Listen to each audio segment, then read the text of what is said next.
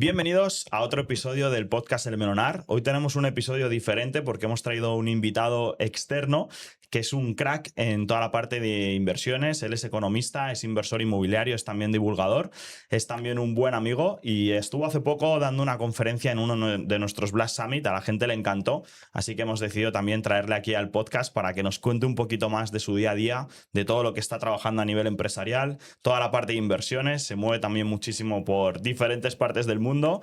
Ya veremos también hacia dónde acaba la conversación. Así que es para mí un placer anunciaros que estamos aquí con Pau Antó. Bienvenido, Pau. ¿Cómo estás? Un placer estar contigo. Siempre me encanta charlar y hoy delante de cámaras. Así que a ver Súper. qué surge de todo esto. Me encanta. Preséntate un poquito para la gente que no te conoce. Sobre todo ya sabes que nos escuchan un montón de empresarios, así que les va a encantar conocer a nivel empresa todo lo que tienes montado. Sí, que no es poco últimamente, pero empecé como todo el mundo con una idea y con ganas de ganar dinero, que creo que es lo que nos caracteriza a muchos emprendedores. Economista de carrera y luego vi en el sector inmobiliario la posibilidad de ganar dinero. Pero mucha gente se plantea, para ganar dinero en inmuebles necesito dinero para invertir en inmuebles. Yo a los 20 y pocos años no tenía mucho dinero, así que me inventé, cosa que estaba súper inventada, la intermediación, poder presentar oportunidades a un inversor para que las comprara y me diese una comisión. Hasta ahí todo perfecto, pero me di cuenta que en las intermediaciones aparecen inmobiliarias, aparecen abogados, aparecen diferentes personas y una comisión jugosa de 30.000 euros, luego en tu bolsillo recibes 6.000 antes de pasar por Hacienda. Así que no era tan lucrativo, aunque bienvenidos eran ese dinero que entraba pues en 2012, que fueron las primeras operaciones. A partir de ahí pude asociarme con un empresario, un inversor, y él compraba edificios. Yo le ayudaba en toda la gestión de la reforma, desocupación, si era el caso, y en la venta. Y de los beneficios me quedaba un porcentaje de beneficios y ahí fue como mi primera actividad que fui reiterando y repitiendo en el tiempo.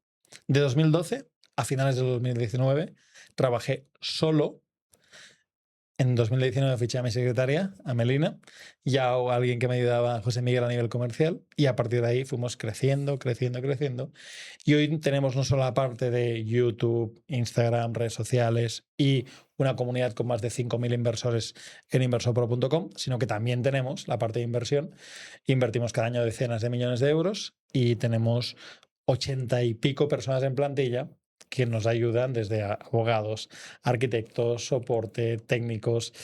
Nos ayudan a que todo esto, ya sea la parte de divulgación como la parte de gestión de proyectos, salga lo mejor posible, siempre que hay pues reformas, compras, ventas y todo esto, que a mucha gente le da miedo y espero que pues resolvamos algunas inquietudes que tenga la gente. Qué guay, me encanta.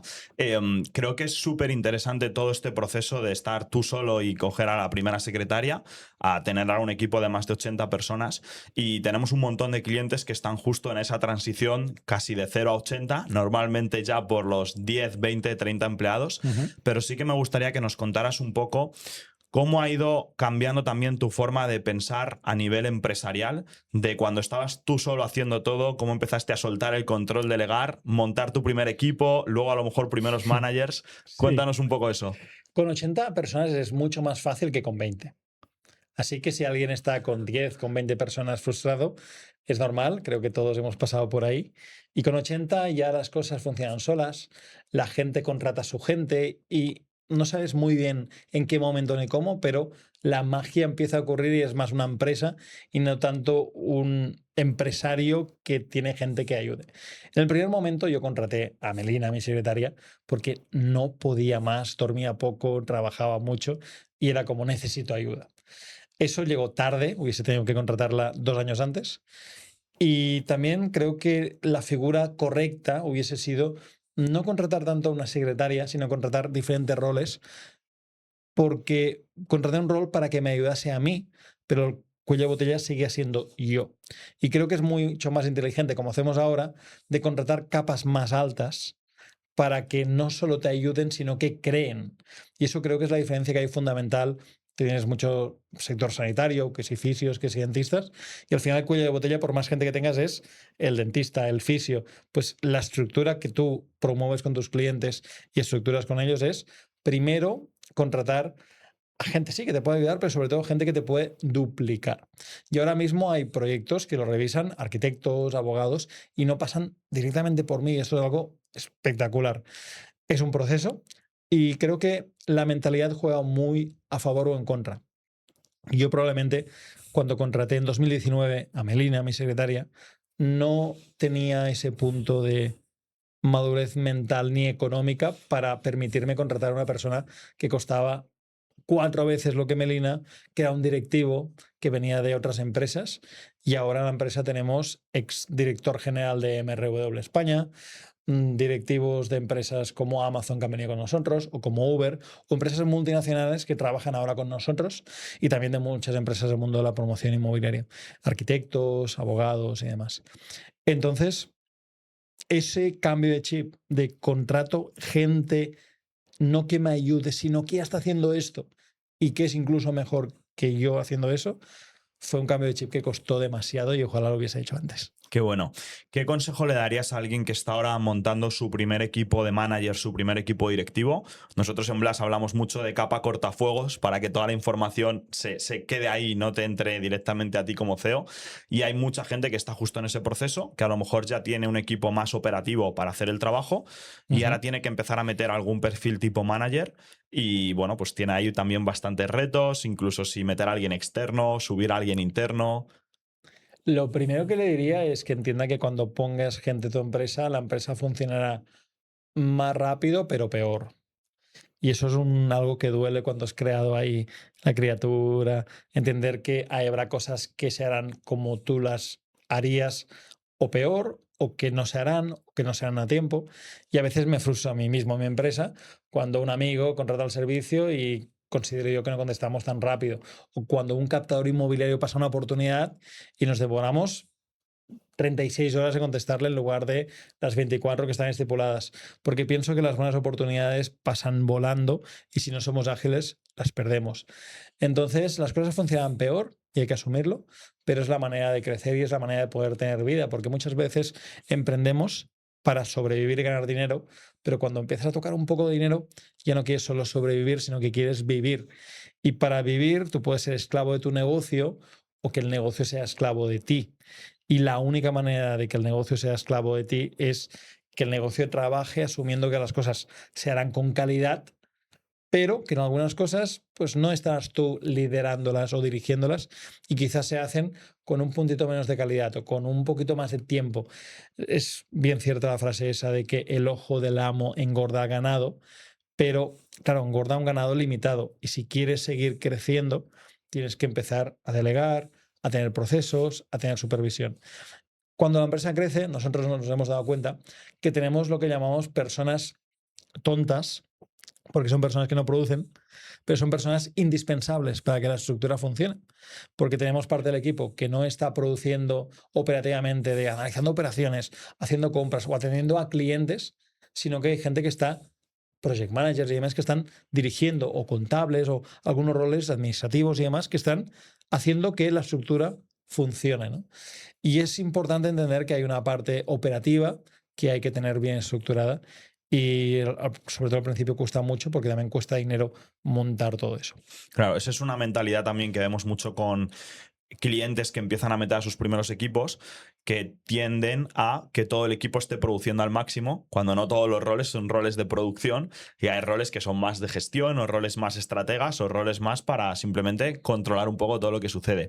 Y a mí sí que me gustaría, lo que has dicho antes, quiero que recalquemos esto, que estás más cómodo con 80 personas que con 20, tú a nivel de CEO, y hay mucha gente que cuando llega a unos niveles estilo 10, 15, 20 personas, ya está un poco tan hasta las narices de montar equipo y lo que eso supone y que el equipo te funcione y que tira hacia abajo y que se queda antes de llegar a esa fase a lo mejor 50, 60, 70, 80 personas donde ya tienes mandos intermedios y pasas de hablar con 15 a hablar con 4. Entonces cuéntanos un poco cómo ha sido también esa experiencia tuya. Esa experiencia es agridulce porque lo que descubres en el camino, o al menos mi experiencia y la de muchos empresarios que invierten con nosotros y con la que he hablado, es que el equipo que tienes cuando la empresa tiene 20 empleados no es el mismo equipo cuando la empresa tiene 80, porque a veces la empresa crece más rápido que la gente que trabaja en ella.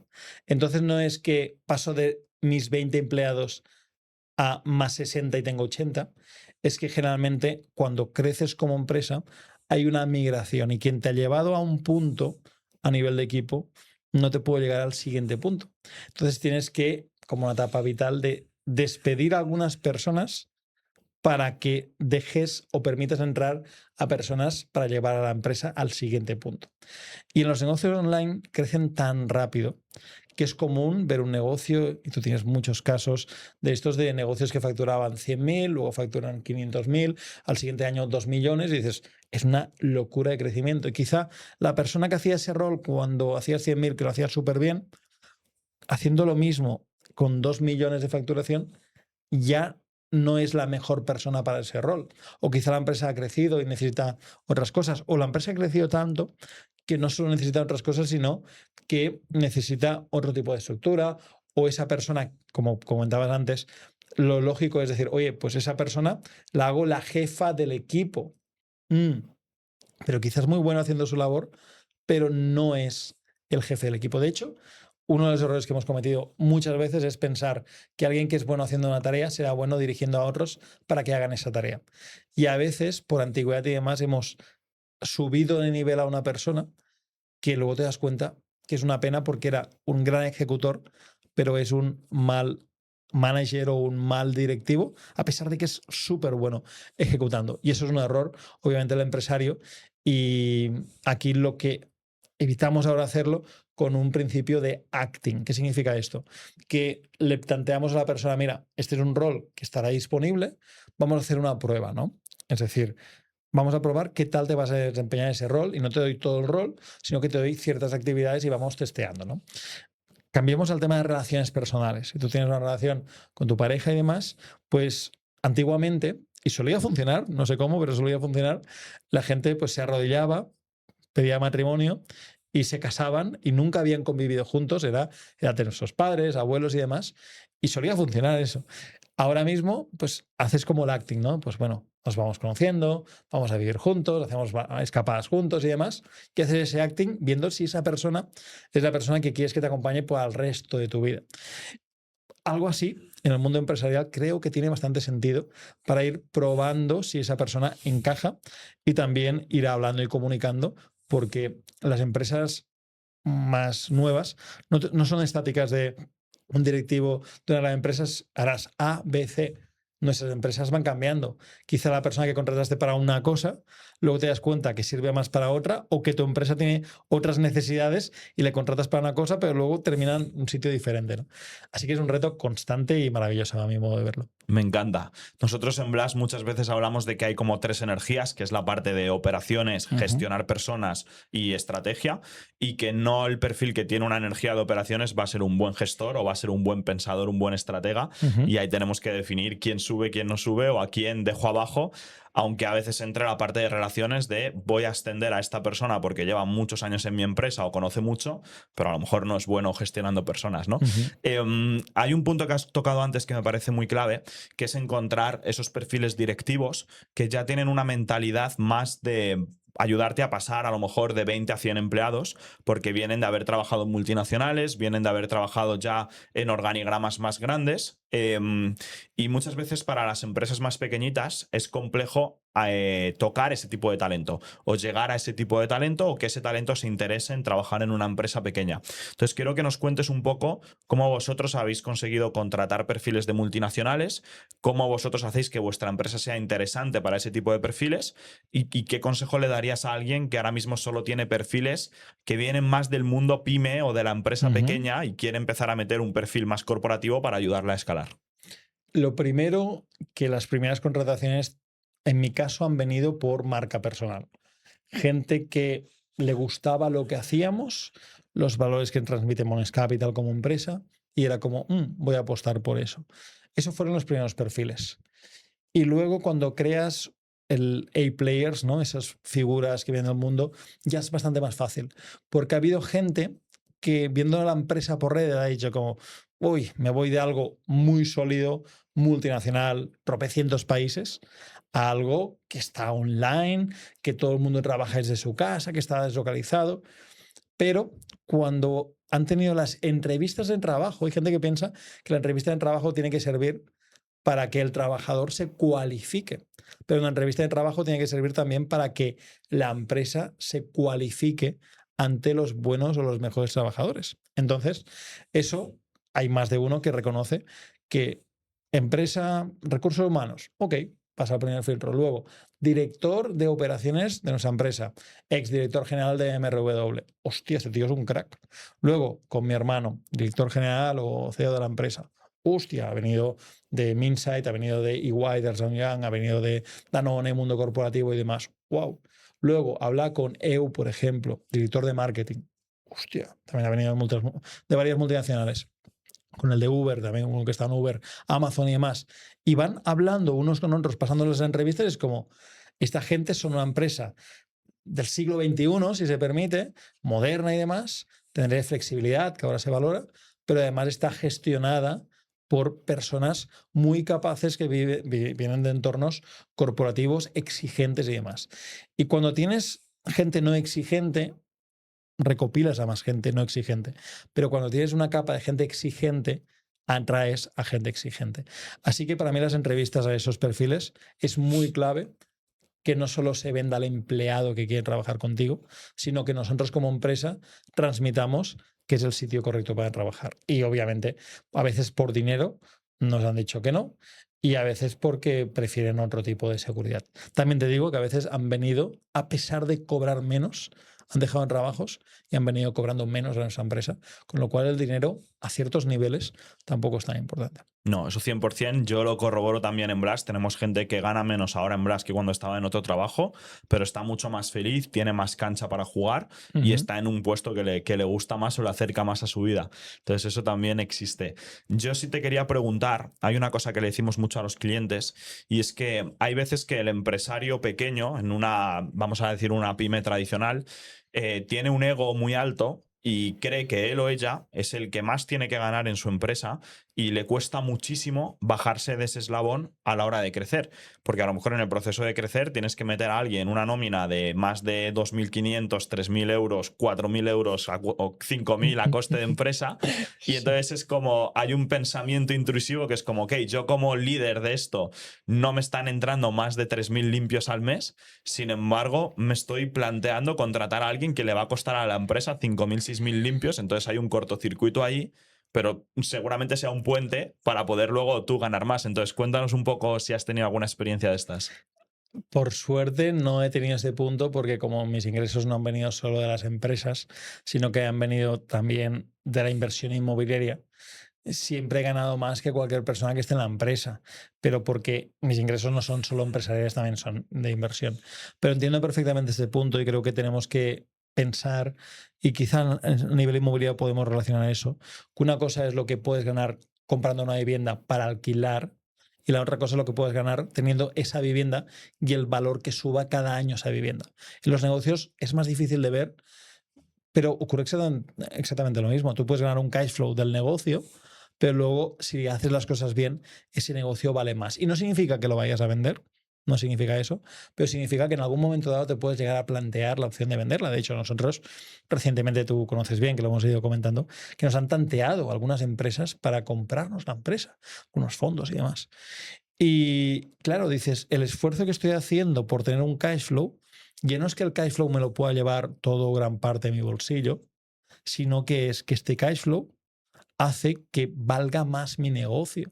Y si yo puedo tener unos beneficios anuales de 100.000 euros después de impuestos, gastos y demás, hace que si tengo la empresa bien estructurada, quizá me paguen por 8, por 9, por 10 veces lo que facturo o lo que él evita, digamos, lo que gano antes de impuestos, ¿no? Entonces estoy aumentando la valoración. Y si pongo una persona que me haga subir de EBITDA, estoy aumentando el valor de ese negocio. Creo que los empresarios generalmente somos bastante sufridos y buscamos más el largo plazo que el corto plazo.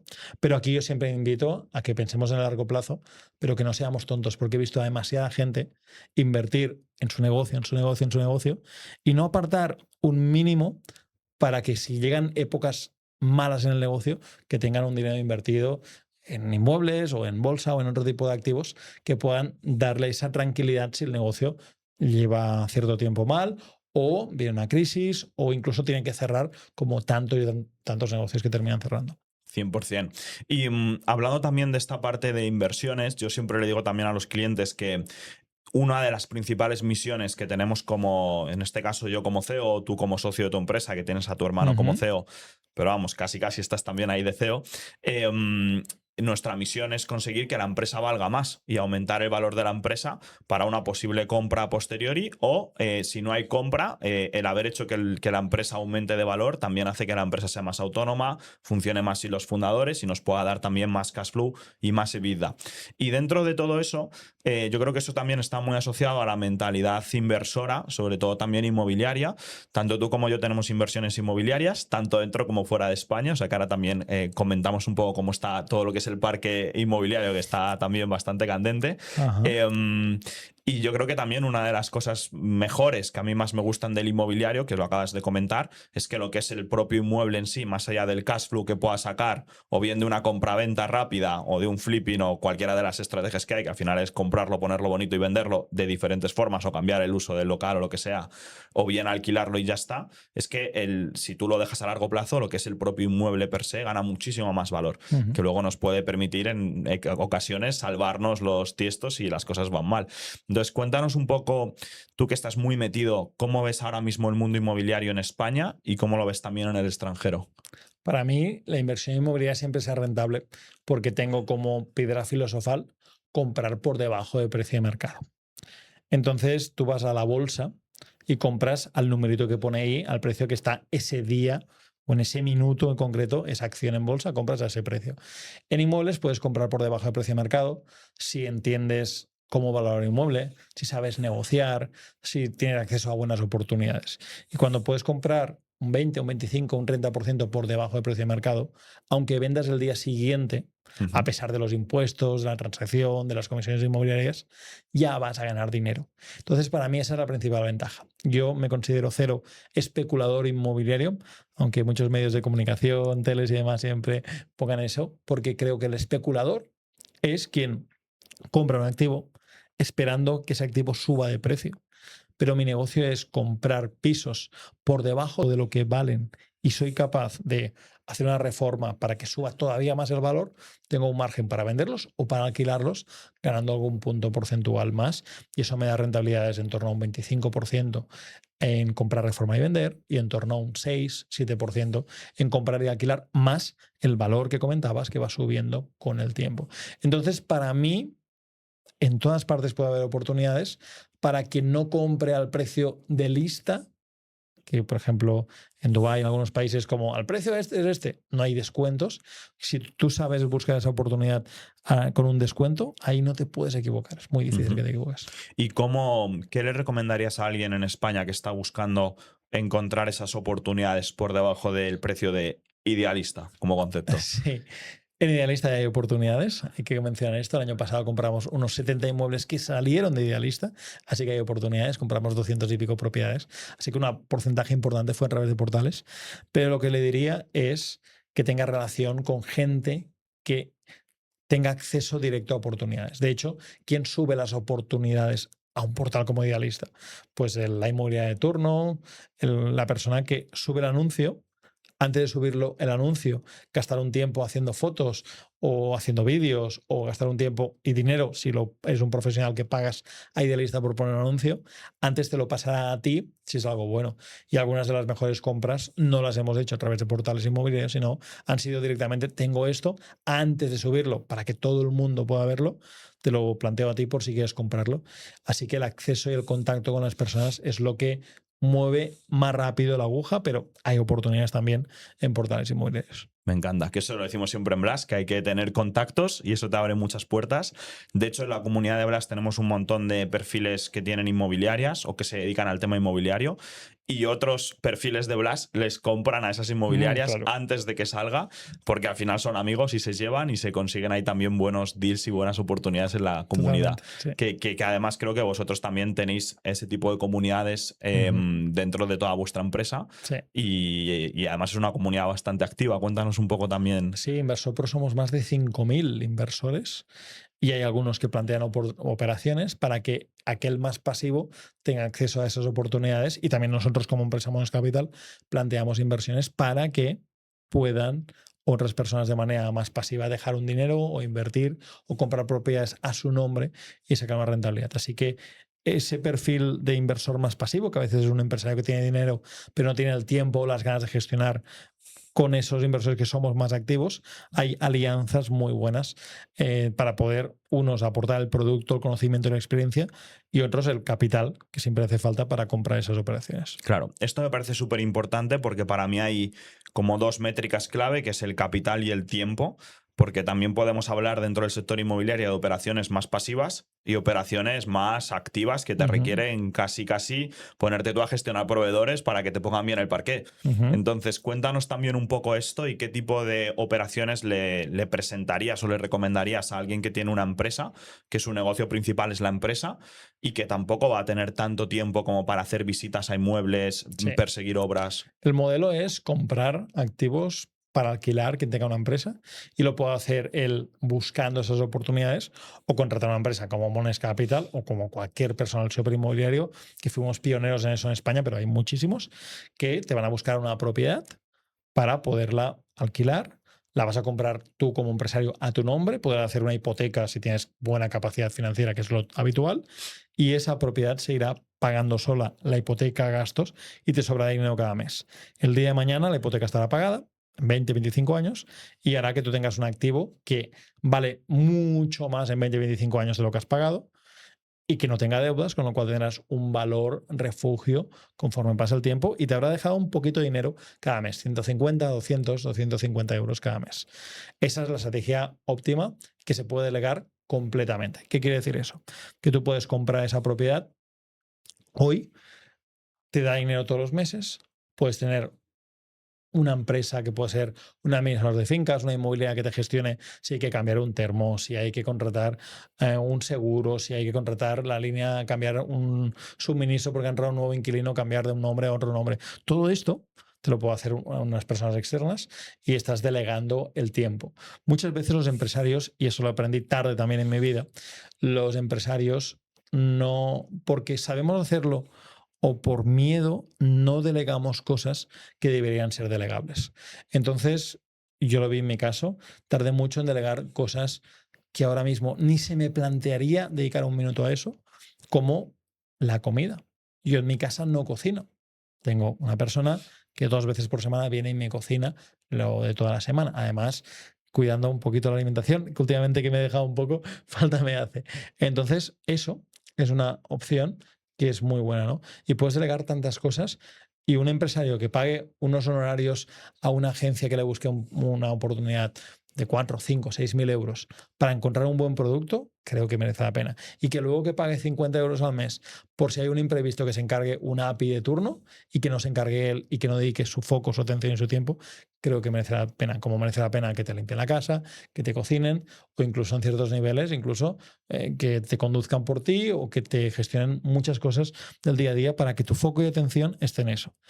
No para que estés todo el día trabajando en tu empresa, sino para que incluso te puedas permitir que otros hagan cosas por ti, para que cuando no estás trabajando puedas descansar tu cabeza, que es generalmente cuando salen las mejores ideas de proyectos, de marketing, de funnels o de lo que sea. Me encanta. Hay un concepto que yo cojo del sector inmobiliario que me parece espectacular, que es el apalancamiento. Es decir, casi nadie se plantea, al menos los que tenemos mentalidad española, en comprarte una casa sin pedir una hipoteca. Existe el caso, pero todos sabemos cómo funcionan las hipotecas, más o menos. Y ese mismo concepto lo trabajamos mucho en Blas. Los seguidores del canal saben que hablamos de los 4 turbos, que es apalancarnos en dinero de otros, tiempo de otros, usar muy bien todo nuestro dinero y usar muy bien todo nuestro tiempo. Y luego hay diferentes niveles de apalancamiento, pues de liberar tiempo, conseguir recursos de externos, conseguir contactos, que todo eso son aceleradores a nuestro crecimiento empresarial. Pero nosotros vemos también muchísimo cómo nuestro cliente, sobre todo español, no nos pasa tanto con el cliente latino, nos pasa menos, pero el cliente español tiene mucho miedo a pedir un crédito para su empresa, y no hablo de una hipoteca, hablo de un crédito de 20.000 euros, y sin embargo están muy acostumbrados a meterse en una hipoteca de medio millón de euros para comprarse una casa de 800. Entonces, ¿qué le dirías a alguien o cómo crees que funciona ahí la mentalidad del apalancamiento cuando entramos en inmobiliario, cuando entramos en empresa? Es normal y es común. De hecho, no es baladí que los bancos te cobren más intereses cuando pides como empresa que cuando pides una hipoteca con una garantía de un bien inmueble. Porque el dinero de la empresa se puede derrochar o malgastar de manera involuntaria en una campaña que no funciona bien, en un producto que parecía ser una locura y no lo es. En cambio, un inmueble está ahí. Es un inmueble, que si lo traducimos significa que no se mueve, con lo cual estará ahí. Si se quemase, pues hay seguros que lo protegen. O sea, es mucho más seguro eso. Por eso los tipos de interés que cobran los bancos son más bajos. Y por eso da menos miedo, porque sabes que si tú has comprado un inmueble que te costaba 800.000 y has puesto 500.000, el banco sabe que mucho debería bajar el inmueble para perder dinero si ha dejado 500.000 sobre algo que se ha comprado por 800.000. Por eso la gente también lo ve como algo más seguro. Aún así, yo soy partidario de usar la deuda en los negocios y también usar la deuda obviamente en el sector inversor, pero con cabeza. O sea, al final podemos estirar un poquito más el chicle. Yo a nivel empresarial nunca he tenido deuda, nunca he tenido pólizas que no hayan sido para comprar inmuebles, y también soy de la opinión que la mejor financiación en una empresa es una venta y no una financiación bancaria. Así que yo invitaría a la gente que se financie para comprar activos sólidos como son inmuebles, pero que si necesita financiarse, pues quizá tengan que montar un mínimo viable, un producto de MVP, ¿no? Un producto mínimo viable para vender más de eso o lanzar algún producto o servicio para vender, y que la mejor financiación no es ir al banco y pedir una póliza de crédito desesperadamente, sino financiarte con los propios clientes que te paguen, que uno, será gratis a nivel de intereses, y dos, estarás validando que un producto o un servicio haya quien te lo quiera comprar. Me gusta. ¿Y qué consejo le darías a algún perfil que es empresario, empresaria, por lo tanto no tiene una nómina como tal, pero quiere pedir una hipoteca? Es un perfil que habitualmente tiene más problemas porque de manera muy rara los bancos confían más en esas personas que cobran una nómina porque ven una recurrencia. Es un efecto trampa porque una nómina se puede quitar en cualquier momento, y personas como tú, como yo, que hemos tenido la experiencia de despedir a personas, sabes que esa persona cobraba tanto dinero al mes hasta que decides despedirle. Pero aún así hay esa creencia de si cobran una nómina es más seguro. Yo ahí siempre busco la manera de justificar las cuentas, justificar la evolución de la empresa, justificar la diversificación de clientes, porque si un empresario depende un 90% de su facturación de un cliente, puede tener un problema.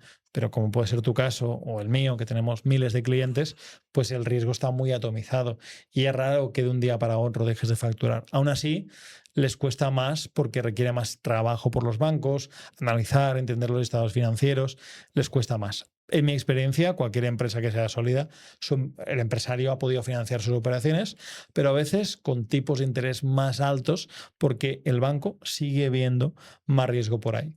Consejo, si tienes algún tipo de activo financiero, poderlo poner también de garantía. Tengo un fondo de inversión, pues lo ignoro, lo dejo ahí en el cajón, lo dejo guardado para que ese fondo de inversión me cubra en caso de que impague, ¿no? Es una manera que el banco ve algo más tangible que una empresa que puede ir bien en un momento y puede dejar de ir bien en otro.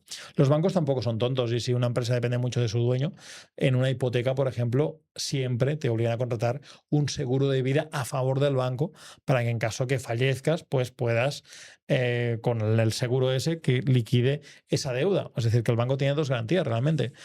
Si falleces, tiene la garantía del seguro de vida y además tiene la garantía del inmueble, y te está dando menos del precio de compra del inmueble, con lo cual tiene ahí una doble garantía, ¿no? Los bancos no son tontos y ahí están bastante cubiertos. Y si en algún momento hay una crisis financiera, económica, sí que puede haber algo de descalabro, pero ahora mismo que los bancos están financiando un 70, un 80% sobre el precio de compra, tendría que bajar mucho el inmobiliario para que ocurriese un 2008 versión 2 con el problema que hubo con los bancos. Ok, me gusta.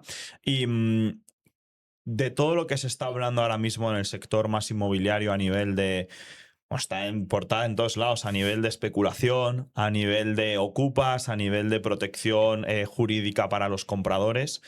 ¿Qué tanto es verdad y qué tanto es titular de la prensa?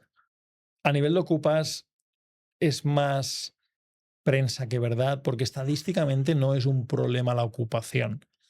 Por ejemplo, tú podrías decir, lo peor de los negocios es que el TPV es muy caro. Pues le afecta a algunos negocios, ¿no? Pero no es un gran problema. Entonces, estadísticamente la ocupación en España no es un problema estadísticamente. Pero si te afecta eso, puede ser un problema muy grande. Porque si tú tienes un piso y te lo ocupan, pues tienes un problema porque está todo tu patrimonio, gran parte de él concentrado en eso. Pero hablemos de números. La mitad de las denuncias por ocupación en España están en Cataluña. Así que si no estás en Cataluña ya tienes la mitad de las papeletas de que no te toque un ocupa.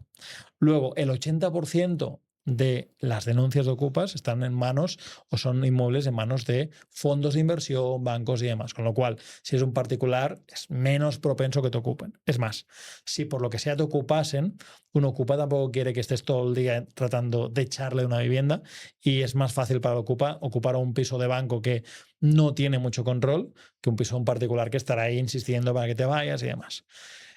Si aún así te toca la ocupación y te ocupa nueva vivienda, pues si tú estás empadronado en esa vivienda y vives ahí, la policía sí que va a echar a la persona. Sin embargo, si es una segunda vivienda, pues no te va a echar ahí, ¿no? A mí, mi consejo es que la gente proteja las viviendas. Seguro, en barrios complicados, puerta antiocupa, cerrar persianas, ventanas, avisar a los vecinos si escuchan ruidos, dar un teléfono, tener un protocolo en caso de ocupación o intento de ocupación. Esas son las sugerencias, pero estadísticamente no es un problema tan grande. De hecho, afecta a un 0,05% de los pisos en España, las denuncias por ocupación. Eso significa que, por ejemplo, una población de 20.000 habitantes afectaría pues alrededor de 10 pisos. Cual estadísticamente dices, no es tan grave. Y hay mucho ruido y aquí hay quien nos beneficiamos de ese ruido y compramos incluso pisos ocupados para luego negociar con los ocupas, pagarles incluso para que se vayan y así pues poder comprar por debajo de precio gracias a ese ruido que se provoca. Pero es como todo, cuando hay mucho ruido en algo y tienes el conocimiento para acatar ese problema, pues tienes una ventaja. Me encanta. ¿Y hacia dónde crees que va todo el sector inmobiliario en España en los próximos años? Sabiendo que venimos de una crisis muy gorda, 2008, ahora se habla también de crisis en muchos aspectos, no solo inmobiliario. ¿Qué opinas tú también? A mí como economista me cuesta mucho ver por qué tendríamos una crisis. Me cuesta mucho. Es decir, a mí cuando estudiaba en segundo de economía me enseñaban la ley de la oferta y la demanda, esas curvas de oferta y demanda. Y si algo falta, no puede ser que bajen los precios. Otra cosa es que el cliente pueda pagarlo o no pueda pagarlo, pero si algo es escaso, lo lógico es que el precio de ese bien aumente. Y ha pasado con el aceite de oliva hace un tiempo que subió de precio porque la cosecha no fue muy bien, pues subió de precio el aceite de oliva, la gasolina, momentos de crisis bélicas, tensiones y demás, o la gasolina sube porque hay un problema de supply, de suministro. Lo mismo está pasando con la vivienda, con la diferencia que producir una vivienda no es inmediato. Puedes tardar un año con mucha suerte, 2, 3 años en conseguir vivienda ya con un terreno preparado para construir. Si hay que pedir licencias o hay que urbanizar un terreno, te puedes tirar 5, 10 años para poder construir una vivienda. Entonces, no es tan inmediato de necesitamos centenares de miles de viviendas. Toma, aquí. Si ahora salimos de la cafetería que hay aquí en la esquina y queremos tomar un café, el camarero tardará entre 5 y 10 minutos en tener el café ahí preparado. En la vivienda no ocurre eso. Y se podría hacer, porque los chinos conseguían la velocidad de rayo. Así que técnicamente se podría hacer, pero la burocracia, los permisos, las licencias, que todo el mundo en ese proceso cobra, que hay unas calidades que son altas y demás, hace que no sea tan efectivo. Entonces, a mí, cuando me lo preguntan, digo, sé que ocurría algo, porque una crisis al cabo de mucho tiempo, llevamos pues desde el 2008, pues llevamos ya 18 años de bonanza y de subida de precios. En algún momento ocurrió una crisis, pero honestamente no soy capaz de ver cuál será el detonante. ¿Será un tema financiero? Porque ya subieron los tipos de interés bastante, luego volvieron a bajar y no afectó tampoco al inmobiliario. Ha habido momentos de pandemia que estábamos todos a ver qué ocurriría y tampoco afectó al inmobiliario, es más, creció con más fuerza. Así que no soy capaz de ver qué ocurrirá, pero sí que pienso que los que sabemos comprar por debajo del precio de mercado, aunque venga una crisis, podremos vender o alquilar con mucha ventaja sobre los que simplemente compran pisos o meten ahorros en pisos sin comprar por debajo del precio de mercado. Nosotros tenemos un montón de clientes que están también en temas de inversión y están encontrando un crecimiento muy grande en inversores extranjeros que deciden empezar a invertir en España. ¿Cómo ves tú esto? ¿Es verdad que existen también oportunidades en España incluso para extranjeros? ¿Hay mejores oportunidades para los que son españoles? Porque también hay leyes incluso que favorecen casi a veces al extranjero y no tanto al particular, ¿no? Sí, aquí la oportunidad está en todas partes, la puede aprovechar cualquiera. Lo que a veces quien viene con más dinero o con más rapidez lo aprovecha más porque quien quiere vender al máximo precio y quiere vender lo más rápido posible. Entonces, cuando a veces yo me he quejado mucho, ¿no? Y yo que me he dedicado más a la parte de la inversión que a la parte de la divulgación, a veces me dicen, no, tu competencia es este que hace cursos. Digo, bueno, que hace cursos, pues evidentemente tiene un mercado, yo tengo otro más de servicio, de acompañamiento, aunque hay mucha formación en lo que hacemos, pero mi competencia es el chino, el ruso, el que viene con mucho dinero y compra inmuebles sin mirar tanto la rentabilidad, sino mirando, pongo mis ahorros ahí, pongo mi dinero ahí, porque no me permite comprar a un precio más bajo para yo tener ese margen de seguridad en la compra que me permita alquilar o vender con beneficios. Entonces, para mí, ese es mi competencia. La persona que compra sin Excel, sin cabeza, como enterrando, que digo yo, el dinero en inmuebles, porque sabe que enterrando el dinero en inmuebles a largo plazo, aunque no hagas una compra muy inteligente, a largo plazo va a subir. Así que considero que el mercado está un poco distorsionado por la gente de fuera, pero precisamente es porque la gente de fuera valora a España como destino turístico, destino de vida.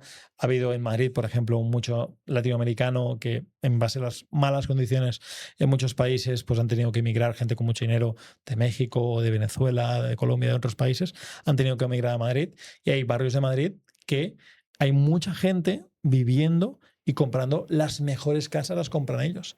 Entonces, sí que es cierto que el mercado internacional distorsiona, pero como dije una vez en televisión española, una medida muy antipopular que habría es prohibir que los extranjeros compren casa. Y si quisiéramos ir un poco más allá, prohibiríamos que la gente que no trabaja en ese barrio pudiera comprar casa.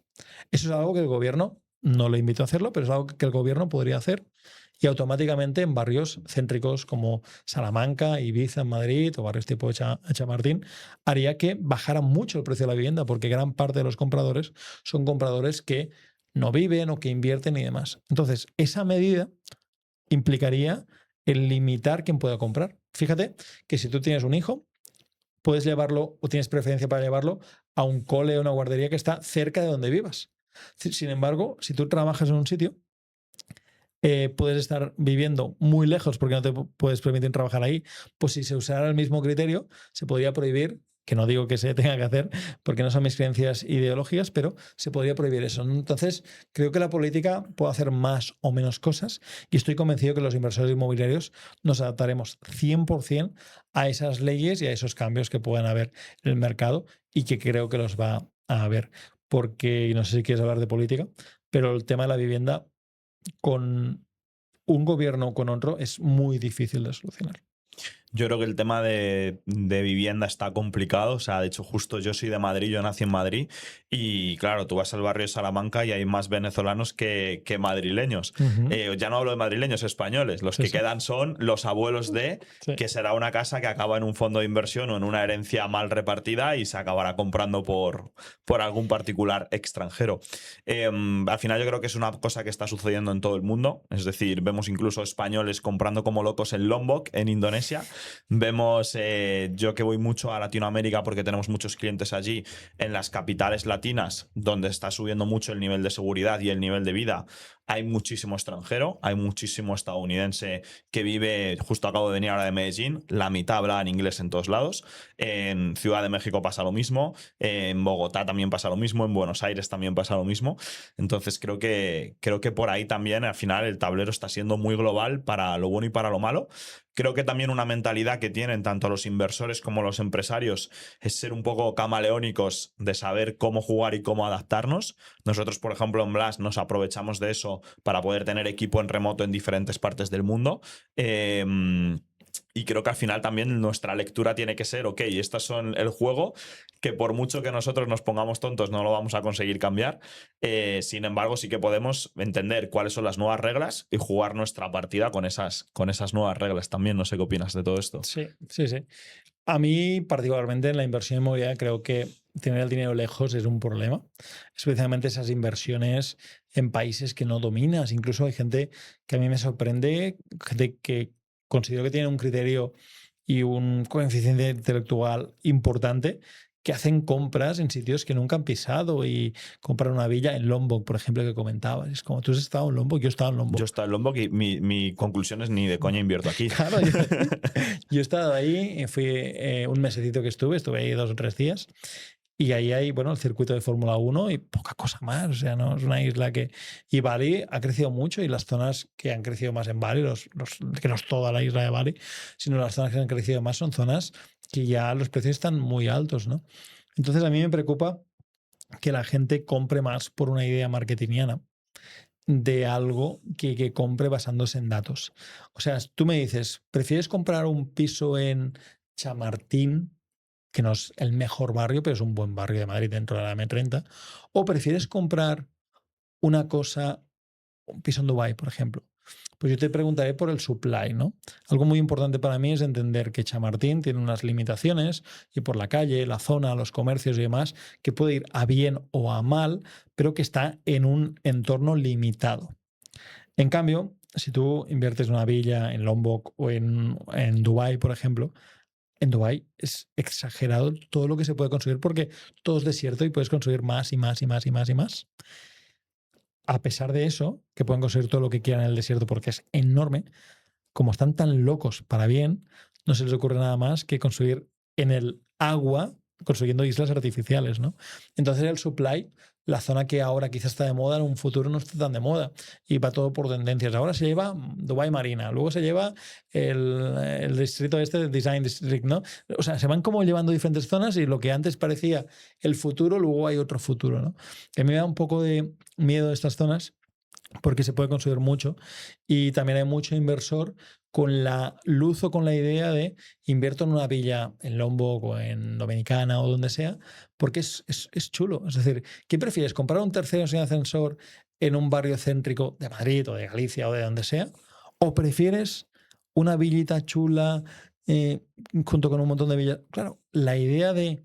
es te lo vende muy bien y es una idea muy chula de me compro una villa, podré ir ahí una semana de vacaciones, pero hay que tener ver también la seguridad. Y yo soy más de la opinión de invertir en España, por eso yo invierto en España. Soy más de la opinión de invertir en España y si inviertes en España puedes usar la deuda a tu favor, que si inviertes fuera tienes que ir cash 100%, no te permiten en la mayor parte de sitios usar la deuda. Pero entiendo que mucha gente está planteándose invertir fuera no tanto por los números, sino por las promesas marketingianas y también porque entienden que se están escapando dinero en España y la fiscalidad en España y la persecución fiscal creo que está jugando en contra de la inversión inmobiliaria porque no solo por los impuestos, sino si hay persecución, si te van a vigilar o limitar a cuánto puedas alquilar, si te van a limitar algunas cosas, si te van a subir impuestos, todo esto hace que la gente prefiera en algunos campos pues sacar el dinero de España y no comparto esa filosofía, pero puedo entenderlo. Claro, para mí aquí hay dos conversaciones. Una es el invertir en algo, me da igual que sea un fondo indexado que una villa en Lombok, que no controlas qué narices estás haciendo. Sí. Yo ahí lo corroboro 100%. De hecho, yo estuve este año en Bali y en Lombok, porque era como una cosa que estaba ahí en la lista y tenía como curiosidad, porque todo el mundo hablaba de eso. Fuimos a Lombok porque Alba, mi pareja, había estado allí y le apetecía. A mí Lombok no me gustó nada a nivel inmobiliario, o sea, había muchísimos Airbnbs disponibles para esa misma noche, con lo cual para mí era una señal ya de aquí meto yo un Airbnb, soy el número 300 en este Airbnb.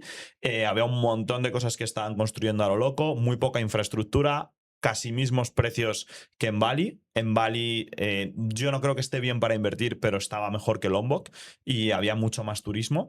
Pero también todas estas cosas que salen, Dominicana, Dubái, Lombok, varios que hay, incluso Miami. Miami a lo mejor un poco diferente, pero todos se basan en la idea de que va a haber un por 10 en población. todos se basan en la idea de que el turismo va a seguir haciendo un por 10. Sin embargo, para mí Bali es un destino ya, en mi opinión, yo como Antonio, muy masificado y yo prefiero ir a sitios más boutique. Sí. Y claro, ahí también es muy importante qué tanto terreno hay disponible o Claro. cuando compras una casa de estas, que sea una unidad muy especial, muy particular, que pueda ser diferente frente a tener otros 300 en Booking. Sí, fíjate una cosa. La gente prioriza el que sea bonito cuando invierte a el que sea. Me explico. Que sea bonito porque te venden unos renders, imágenes en 3 dimensiones que no existen, y la gente prefiere invertir en algo de obra nueva que no existe, dando dinero a un promotor para que supuestamente construya, en vez de comprar algo que ya existe. Si tú le preguntas, ¿prefieres esto que se va a construir o prefieres esto ya construido que es un segundo sin ascensor? Mucha gente dirá, oh, esto es más nuevo, más bonito y tal. No, esto todavía no es. Y mucha gente está invirtiendo en proyectos que ojalá me equivoque, pero algunos de ellos estadísticamente el promotor hará las cosas mal. No digo que engañen y que estafe, pero en algunos países de Asia se ha visto promotores que no han cumplido sus promesas en tiempo, en calidades o que directamente las casas no han terminado y hay gente denunciando empresas, plataformas y demás por cosas así. En cambio, si tú compras con una escritura pública en España un inmueble con una escritura, con un notario, con una referencia catastral, tú compras algo físico. Entonces, esa seguridad no la tenemos en cuenta y romantizamos la idea de me comprar una villita en Bali, en donde sea, versus el inmueble real que sí que existe. Así que también es algo que debería meterse en la ecuación y claro, la gente asume que las cosas terminan y gracias a Dios la mayor parte de obras terminan. Pero yo que hago promoción sé que las obras se pueden dilatar en el tiempo, los acabados a veces no son los mismos. Y todo eso puede llevar unas consecuencias grandes en cuanto a rentabilidad, por no hablar de temas meteorológicos, ¿no? Por ejemplo, yo tengo amigos que hace años invirtieron en Asia y sus villas desaparecieron por el terrible tsunami que hubo ahí, que es algo que puede ocurrir en cualquier sitio. Lo hemos visto recientemente, por desgracia, no sé cuándo publicaréis esto, pero con lo de Venezuela. Y son cosas que, pues hay países que son más inestables, no solo políticamente, sino también geográficamente y a nivel de desastres naturales como estos, ¿no? Así que a mí me da miedo, honestamente a mí me da miedo invertir fuera. Creo que hay un concepto importante y es que para hacer crecer un negocio te tienes que aburrir. Porque hacer crecer un negocio al final es hacerlo crecer de verdad, es quitarte tu mono creativo de emprendedor, startupero, entrepreneur de Silicon Valley y decir, voy a hacer lo mismo pero lo optimizo un 2%, ahora voy a hacer que sean chefs de McDonald's y repliquen todo el equipo lo mismo sota caballo rey y documentar todo, etcétera, etcétera. Entonces escalar una empresa es aburrido y muchas veces yo siento que, claro, nosotros no conocemos tanto un perfil particular que invierte, pero sí un perfil empresario que invierte. Y ese perfil empresario, por eso también el podcast se llama El Melonar, es un perfil melonero, aventurero, que le molan las cosas, le va un poco el riesgo y ahí es donde a lo mejor sí que le entran por los ojos con un render bonito en una villa en República Dominicana maravillosa donde yo mismo viviría, pero también tiene que tener un portfolio aburrido, pero rentable, ¿no? ¿Qué opinas de esto? Sí, es decir, un empresario debería tener la obligación de que sus inversiones no tengan nada que ver con su negocio. O sea, creo que el riesgo lo asumimos con los negocios y está muy bien concentrar riesgos para crear patrimonio, pero para conservar el patrimonio seguramente deberíamos diversificar riesgos en algo que sea mucho menos inseguro y mucho menos inestable. La inmobiliaria como concepto ya es menos inseguro que un negocio que tiene más fluctuación, pero tiene más posibilidad de ganancia un negocio, con lo cual tiene todas sus cosas buenas y malas. Pero por otro lado, una inversión que todavía no existe, que se está construyendo y demás, tiene más riesgo que algo que ya es tangible. Así que sé que cuesta mucho cambiar el chip porque he hablado con muchos amigos empresarios que querían invertir y luego les planteas un número y les dices, mira, esta inversión, vamos a comprar este local en Valencia, el último local que compramos la semana pasada, para hacer un cambio de uso y convertir este local en la calle Luis Mayans en Valencia en 4 viviendas. Bien, ¿qué rentabilidad me va a dar? Pues mira, este proyecto puede dar una rentabilidad en torno a un 30% en alrededor de un año. La mitad de la rentabilidad es para nosotros como gestores, la mitad para ti, o sea que te da un 15%. ¡Wow! Un 15%, es que si pongo campañas en Facebook, no sé qué y tal, eso me da un 400%, no sé qué. Un ROAS 4, lo que sea. Claro, pero estamos hablando de conceptos diferentes, de rentabilidades diferentes, y sé que hay algún punto en el que, y tú sabrás más de eso que yo, conviene ir apartando cierto dinero porque tú lo has hecho, a nivel de invertir patrimonio tuyo en inmuebles y en otro tipo de inversiones, ir apartando un patrimonio sensato, una parte sensata, para proteger. Porque un empresario, insisto, concentra muchos riesgos para crear, pero tiene que diversificarlos para mantener y preservar ese patrimonio. Claro, de hecho, justo mañana que tenemos weekend con clientes voy a hablar también de estos temas. Y para mí el concepto fundamental o el titular es que la empresa tiene que ser esa vaca lechera que produce y luego podamos ir sacando capital puntual todos los trimestres o todos los años con dividendos o bueno, hay diferentes estructuras, incluso con una holding, Sí. para ir teniendo un poco de, vamos a decir, red de seguridad, donde a lo mejor yo buscaría no una cartera global donde pueda haber inmobiliarios, indexados, acciones, puede haber de todo. Una cartera global a una media del 10% anual de rentabilidad ya es una muy buena cartera. Lo que pasa es que, claro, a veces ese número es poco atractivo porque tú estás acostumbrado a sacarle más de un 10 a tu empresa. Entonces, no sé cómo ves tú también o qué tipo de cartera y qué expectativas puede tener un empresario más allá. O sea, el inmobiliario seguramente en tu cartera sea lo más gordo, Sí. pero puede que haya alguna otra pata. No. Pero sobre todo también alinear expectativas, porque un 10% anual en una cartera compuesta está de puta madre. Sí. Pero claro, yo pienso en meto 100 y saco 110, es como, vaya mierda, he ganado 10.000 euros en un año, ¿no? Sí. Creo que son factores diferentes y en mi modo de ver cuando hablo de esto de mi patrimonio con ChatGPT, siempre me dice que estoy súper concentrado a un sector y a un país. Inmuebles, España. Y siempre me sugiere que por mi volumen de patrimonio debería diversificar en muchas otras cosas. Algo tengo en private equity, algo tengo en bolsa, pero porcentualmente es mínimo. Menos de un 5% de mi patrimonio, algo en criptomonedas, pero menos de un 5% de mi patrimonio está en otras cosas, con lo cual la concentración es máxima. Y claro, no cuento la valoración que podría tener mi negocio, ¿no? Pero porque de momento pues no hay nadie que lo compre, tampoco está formalmente en venta, aunque hemos tenido algún interés por parte de alguna persona, algún fondo y demás. Pero creo que en nuestro caso invertimos tanto en inmuebles porque es lo que sabemos hacer y porque también eso nutre nuestro negocio. Que yo haga una inversión de 1.000.000 y ponga yo 100.000 euros, que es lo mínimo que nos exigimos, un 10% de la inversión, y el resto lo pongan inversores, hace que pueda llevar más proyectos y de todo el cómputo de la operación yo gano un 50% junto con mi equipo de success fee, de comisión de éxito, con lo cual eso me genera el negocio, ¿no? Pero volviendo a tu pregunta, ¿cuánto debería diversificar o no un empresario? Hay diferentes niveles. Creo que en un escenario inicial invertir en el negocio es lo que es más sensato. Y cuando ya el negocio está bien alimentado, empezar a apartar dinero en inmuebles para comprar y alquilar tiene todo el sentido, especialmente si no quieres dedicar mucho tiempo y puedes contratar empresas que te hagan la gestión para no perder el foco en tu negocio. Y luego el siguiente punto es que cada vez ganes más y vayas marcándote objetivos de compro tantos pisos al año o hago ese tipo de operaciones o coinvierto en proyectos que no es comprar sino invertir en proyectos para que cuando se vendan recupere mi capital y recupere los beneficios. Y el siguiente punto es el punto del exit, cuando hay gente que vende su empresa, entonces sí que nos sentamos, yo trabajo con clientes uno a uno que tengan más de medio millón de patrimonio, mi equipo trabaja con cualquier tipo de cliente, pero cuando hablamos de inversión yo trabajo con ese tipo de clientes directamente y que invierten en nuestra empresa más de medio millón. Y ahí pues podemos en cualquier exit decirles lo que yo haría, ¿no? Y siempre hay un peso relevante con la bolsa, con fondos de inversión, porque te da más liquidez con la volatilidad que tiene eso.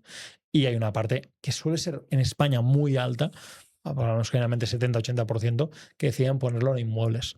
Y deciden ponerlo en inmuebles porque da esa recurrencia y esa nómina encubierta de cobrar todos los meses una cantidad que les da muchísima tranquilidad y es un complemento muy bueno.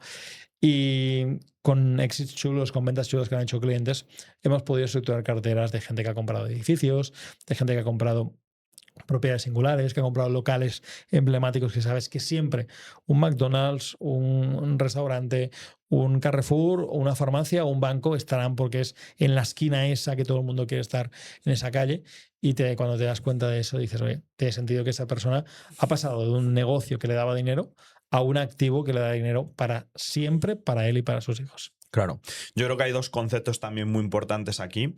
El primero es que inviertes aquello que no necesitas, Sí. porque hay gente que invierte lo que es su capital de trabajo del día a día, que esto es un error muy común, aunque parezca una cosa muy obvia. Hay gente que se mete en inversiones porque tiene como prisa y quiere ya meterse a una inversión, y una inversión no tiene por qué darte retorno inmediato. Yo diría que si no tienes 50.000 euros que te sobren, no te plantees invertir. Claro, eso seguro. Y luego hay veces que te metes en una inversión y a lo mejor, pues bueno, tienes que reformar, un cambio de obra, no sé qué, y se te pueden ir 4, 5, 6 meses hasta que eso puede empezar ya a tener ni siquiera, obviamente no retorno, pero que te pague 1.000 euros al mes, ¿sabes? Que a lo mejor luego hasta que llegas a break-even son 10 años Sí, o más. total. Lo digo porque hay veces que la gente se cree, ok, voy a meter esto y ya puedo vivir de las rentas. Bueno, has inmovilizado. A mí no me preocupa tanto que pongan dinero que vayan un poquito justos de tesorería, porque al final los vas solventando si el negocio va bien. Me preocupa más que un empresario pierda su foco en lo que tiene que hacer. Sí. O sea, no me preocupa que tenga un calentón o le llegue una oportunidad que tenía 50 pero necesita 65 y estire un poquito más la manga en un momento puntual porque sí puede medio capearlo. Bueno, ahí está, ya ha comprado un buen activo y has tirado un poquito más. No es como cuando vas a una joyería, pues siempre la joya cuesta un poquito más de lo que pensar gastarte.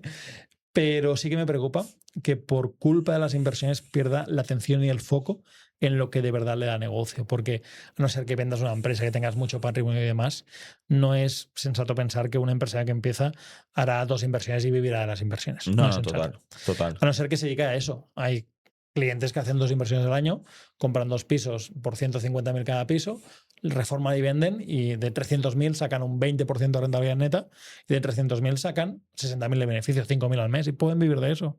Pero eso se convierte en un pseudo autoempleo, no dedican tropecientas horas, pero dedicarán 2 horitas, 3 horitas al día para hacer este tipo de operaciones, 2 operaciones al año comprando y vendiendo. Entonces, mi sugerencia es no te desenfoques de tu negocio. Y sé que los empresarios, y tú lo comentabas muy bien antes, los empresarios muchas veces nos gusta el cambiar, oye, ahora hago esto y demás. Pero es mucho mejor explorar los límites de algo que se te da bien a ir cambiando de una cosa a otra. Claro, yo creo que hay un punto también increíble que yo lo he visto un montón y cada vez que conozco a más gente como que de esto mentalmente dices, ok, efectivamente es por aquí, lo corroboro, que es que lo complicado es hacer el dinero. Es decir, lo complicado no son las inversiones, porque teniendo dinero las inversiones se arreglan. Lo complicado a lo mejor es invertir con poco o buscando un 2-3% extra de rentabilidad, eso ahí ya tendrás en los puntos. Pero hablando más con empresarios, lo complicado es que tú tengas suficiente flujo de caja limpio Claro. y liquidez para luego poder sacarlo a tu cartera. Sí, lo complicado es un 2-3% más, porque no es que sea complicado, es que muchas veces cuando vas a por un porcentaje más alto de rentabilidad de alquiler, por ejemplo, te complicas la vida. Porque en lugar de alquilar un primero sin ascensor, alquilas un quinto sin ascensor. Y el inquilino que tienes un quinto sin ascensor es el que no pudo pagar un cuarto sin ascensor, ni un tercero sin ascensor. Y es un inquilino malo. Y cuando llegan problemas de verdad. Y cuando el piso no te lo dejan como esperabas o no te pagan varios meses, aunque tengas seguro de impago, estás ahí sin dormir esa noche que no me ha pagado y no descansando y no siendo productivo en lo que tienes que ser productivo. Entonces, muchas veces es el querer ese puntito adicional, esa avaricia es la que nos rompe la ecuación y me da pena. Yo soy de sacar la máxima rentabilidad, pero muchas veces los empresarios tengo que calmar en sus inquietudes y ambiciones y decir, es mejor un 5% en un activo más bueno que un 6, un 7 en un activo peor, porque lo que ahora no ves de rentabilidad lo vas a agradecer a largo plazo. 100%. Y para ir cerrando ya, Pau, te iba a preguntar, enfocándonos ahora en hacer el negocio más grande y que ese negocio nos pueda dar mucha más liquidez, ¿cuáles dirías que han sido como algunos titulares o aprendizajes que tú has tenido en todos estos años como empresario para decir, wow, si yo ahora me montase otra empresa de cero, ¿qué 2, 3, 4 líneas tocaría lo antes posible? Si te lo puedes permitir, contrata más gente y mejor. Número 1. Número 2, testea lo que funciona, escálalo y no compliques demasiado. Veo en el mundo del marketing mucha gente que me da mucha pereza complicando todo, que si retos, lanzamientos, aquí, allá, no sé qué. Es como nosotros nuestro negocio es muy sencillo. Hacemos publicidad y contenido orgánico. Esto va a una página, que es un pequeño vídeo grabado por mí. En ese vídeo de 5, 10, 15 minutos, hay diferentes. Te ofrecemos algo, vas a una llamada con algún consultor de la empresa, te asiste, te atiende, ve lo que necesitas y te lleva hacia un producto más pasivo de te buscamos inversiones o un producto más activo de te enseñamos a hacerlo y te acompañamos para que lo hagas. Algo tan sencillo como este hace que vendamos cada día y no estemos pendientes de si lanzamos un mes, lanzamos otro. Sé que hay gente que le funciona y muy bien a ese nivel, ¿no? Pero para mí, para mi manera de verlo, los negocios tienen que ser sencillos. Y la tercera cosa, yo te diría que diseñemos los negocios para que duren siempre, porque a mí me gustaría morir y que mi negocio Monos Capital siga existiendo, pero también tengamos claro que hay que tener un plan B por si eso no ocurre, que es lo más probable que pase. Así que la parte de esa inversión considero que tiene sentido. Nosotros tenemos la gran suerte de que lo que ganamos con Mones Capital y con inversopro.com, lo que hacemos es que lo invertimos en inmuebles y vivimos no de lo que dan los negocios, sino de lo que da la inversión inmobiliaria, con lo cual tenemos una tranquilidad espectacular de poder vivir precisamente de lo que dan esas inversiones. Y además una parte de eso pues lo donamos a whitehouses.org, que es nuestra ONG, donde estamos consiguiendo este año, gracias a Dios, por muchas casas en Latinoamérica, precisamente en diferentes países ahí. Y ese círculo es lo que recomiendo que los empresarios puedan terminar teniendo, porque cuando vives de tus inversiones, que no se consiguen de la noche a la mañana, no dependes de que el negocio vaya bien, ya dependes de tus inversiones y puedes tomar decisiones con más riesgo o con más desapego en cuanto a contratación, a delegar, a hacer algunas locuras a veces en probar cosas nuevas, que cuando estás en un modelo de esto me funciona, a veces necesitas que eso siga funcionando. Mañana que voy a dar una charla para tu comunidad. Hazles spoiler un poco de qué vas a hablar mañana en el weekend. Pues voy a hablar de una de las empresas. Voy a hablar de diferentes empresas y por qué las empresas fracasan y cómo evitar que las empresas fracasen. Daremos 5 claves. Y una de ellas que voy a hablar es del ejemplo de Kodak, entre otras empresas que hablaremos, que lo dejaremos para la gente que está en estos programas y estar ahí. Pero la de Kodak, ellos sabían que el carrete tradicional iba a morir, pero incluso tenían la tecnología para adaptar de manera digital que el carrete de fotos, pues que se pudiese adaptar. Sabían que moriría, sabían que tenían que hacer el cambio, pero hacer el cambio implicaba perder un montón de dinero de no vender carretes. Y no estuvieron a tiempo para hacer el cambio, y Sony y otras compañías lo hicieron, y ganaron el mercado. Y Kodak, aunque existe ahora, ya no es una empresa de fotos, es una empresa de lonas publicitarias que factura unos 200 millones al año, que no está nada mal, pero es que en ese momento facturaba decenas de miles de millones de euros. Y por un cambio tecnológico que vieron, pero que no convirtieron en su momento por miedo a lo que ya funcionaba, pues ese negocio pasó de valer muchísimo a valer prácticamente nada. Me encanta. Y Pau, para cerrar, ¿dónde te pueden seguir? ¿Dónde pueden aprender más de inversiones e inmobiliarias también contigo? Que sé que tienes un montón de redes. Cuéntales. Sí, las principales y las que más cariño le tengo, no está bien decir esto, son YouTube e Instagram. Ahí en ambos poniendo Pau Antó, A-N-T-O. Pau Antó ahí, pues podrán seguir mi trayectoria, lo que hacemos, operaciones por dentro, cómo las analizamos. Sea un contenido más inmobiliario que empresarial, aunque como ves me encanta hablar de negocios y creo que es la esencia de donde pueden surgir los grandes patrimonios. Y si lo miramos honestamente, yo he montado mi empresa inmobiliaria y con eso me he capitalizado, intermediando al principio, operando con dinero de otros, y así es la manera con la que mucha gente crece. Y así que Pau Antó por redes, que me sigan por ahí. Genial, me encanta, Pau. Pues mil gracias por tu tiempo y gracias también a vosotros por haber llegado hasta el final de este vídeo. Espero que lo hayáis disfrutado. Así que cualquier cosa, dejamos también por aquí las redes de Pau, y si alguien quiere que revisemos alguna cosita en Blas, como sabéis, ya tenemos también por aquí debajo algunos enlaces y algunos regalitos para el que quiera empezar a hacer crecer su negocio, que le dé cash flow suficiente para luego empezar a crear una cartera de inversión importante que seguramente sea una buena alternativa a una posible jubilación anticipada. Así que nada más, nos vemos en la próxima.